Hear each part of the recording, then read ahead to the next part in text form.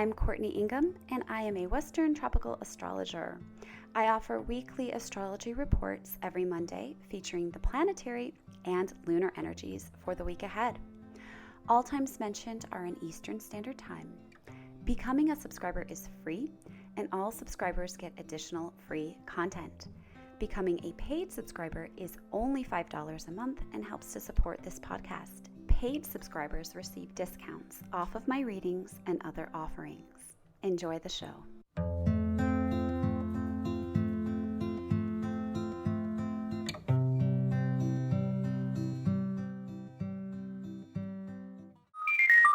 Hello, Astro friends. This is your Astro forecast for the week of July 3rd through the 9th.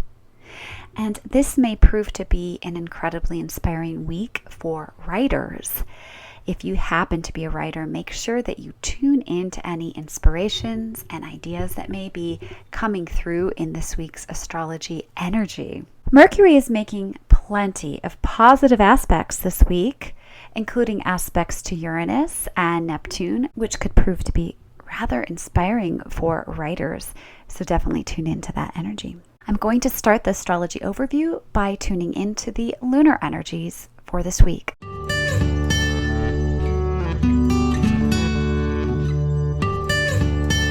Of course, we're starting Monday off with the full moon in Capricorn, which I've already recorded a video for you on. You can check that out by going to my Substack. I would just like to say that this moon in Capricorn has proven to be rather intense moon. And while the moon continues to be in Capricorn through Tuesday, actually it moves out of Capricorn and into Aquarius at 1:29 p.m., we can take advantage of the Capricorn lunar energies by staying serious and ambitious, but also cautious and being aware that we don't want to overwork ourselves or be disconnected from our hearts. On Tuesday, we'll be moving into a third quarter waning gibbous moon phase. This is a phase all about letting go. It definitely echoes the full moon themes of release. And during this phase that will continue for the rest of the week, we're going to want to allow ourselves to transition into whatever new energies are unfolding as we come closer and closer to the new moon energies. On Tuesday, the moon will be moving into the sign of Aquarius. And this is a very different moon than the Capricorn moon of the previous day. This is a very unplanned moon energy. It wants us to take hold of our inspiration. It wants us to just go with the flow of our energy and be inspired rather than set goals as we may do under more of a Capricorn moon. We also may be inspired to do something completely untraditional. So look at areas of your life where you're ready to break free. And you can gather with groups in this energy. It's a very social energy, and it is even energy that is supportive of charitable causes. So if you run a charitable cause or you participate in any charitable causes, you may use this energy to contribute or even try to inspire others to support your cause at this time. I did mention we have a ton of Mercury aspects happening this week, and that really can be mentally stimulating. In the Aquarius moon energy, it just adds to that mental stimulation. We want to be aware of being in our heads too much. We want to make sure we take a break. We want to put our feet on the ground and get grounded and discharge some of the electric energy that comes with a lot of Mercury, but as well as this Aquarius energy. Aquarius is actually the higher octave of Mercury. So that would be important to remember while we have this moon in Aquarius as well. On Thursday, we have the moon moving into sensitive, soft, sweet Pisces. We may have more of a dreamy vibe. And we want to be aware of not riding the tide of self-pity. So during this moon, we may find that we're ultra sensitive, ultra intuitive. We can use these energies to really tune in and receive messages, get the journal out, write things down that we need to record, and just take the time to be receptive. It's a very feminine energy. And we may want to also protect and shelter ourselves, whereas the Aquarius moon energy has us more social. Tends to be a less social energy in Pisces because it's very sensitive to the energies of everything. So also be aware of being too irrational and too gullible in the Pisces moon energy. Take the time to meditate, and you can seek altered states naturally through meditation very easily in the Pisces moon energy. The moon will be in Pisces through Saturday, when it will then move into the sign of Aries.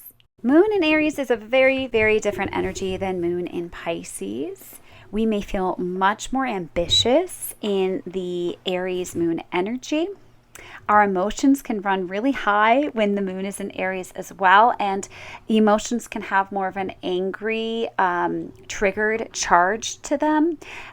Beware of getting into arguments in this energy and losing your cool, but definitely take advantage of it and get things done. You will have a lot of energy to initiate new projects, conversations, things that you may not have wanted to get done. It can be very impulsive, be aware of that, but you want to focus more on the driven nature of this particular moon phase, and follow the theme of the enthusiasm that comes with the moon in Aries. Beware also of not trying to take too much offense. We can be very triggered in Aries, unnecessarily so, and that can also be with others around us. We may come off as offensive when we don't mean to. So just be aware of that, be careful. And that moon in Aries energy will continue through to Monday, when on Monday it moves into the sign of Taurus, and we'll talk more about that lunar energy next week. Just a brief interruption to today's podcast to let you all know that astrology readings make great gifts. If you want to gift a reading to a recent graduate, a new mom who may want to get a sense of their newborn's energies, or a newly married couple looking to learn more about their synergy, please email me at courtneybuk@gmail.com. If you have a small group of friends interested in getting a group together for a semi-private reading, I love doing gatherings and I'm happy to come to you. I also offer astrocartography readings to help you if you're looking to relocate or take a trip and want to get an idea of what the astrology energies are wherever you're going. Just email me to inquire at courtneybuk@gmail.com. And now we're going to move into the planetary transits for this week.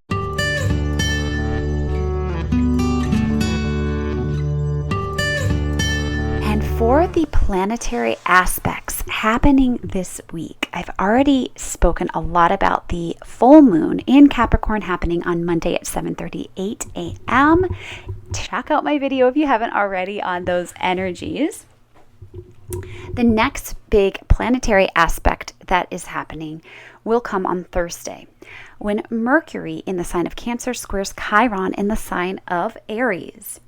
This can show up as us needing to examine our ways of thinking around our wounds. It can also show up as over-worrying or overthinking about our wounds. We may be too harsh or limited, and we may need to expand our viewpoints around our wounds, and that may come to light in the energy of this square with Mercury and Chiron going on. So just look at some ways that you may have had some potentially negative self-talk about your wound going on, if that does show up for you, and maybe allow the viewpoint to shift a little, see what new insights might come in, and it may very well come in later this week as Mercury makes some more expansive aspects. On Friday, we have Mercury in Cancer sextiling Uranus in Taurus. And this is a very beneficial aspect. This again would be alluding to that reference I made earlier about this being great energy for writers. And that's because this is big download energy. This is really receiving new understandings from our higher self. Again, Uranus is the higher octave of Mercury, so we could be getting some information coming to us. Mercury rules all things, our thought process, our logic, and this could be really receiving some higher messages. It's definitely energy for being innovative and maybe problem solving if there's something going on that we've really been stuck around. So consider that.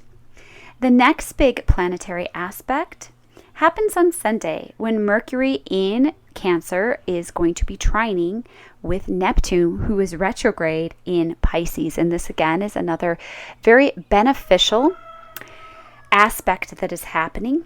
And this could be incredibly stimulating to our creativity as well as our imaginations. This could really help us to receive some big insights as well. And it could be beneficial to be working with our dreams in this energy, as Neptune has everything to do with our dream state and subconscious.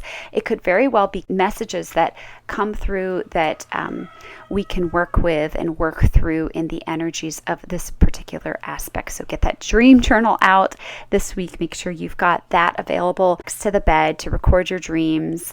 And those are the big energies for this week. Thank you so much for joining me for this overview. I'll be back next week, as always, on Monday for the overview. I hope you have a wonderful week. Take care.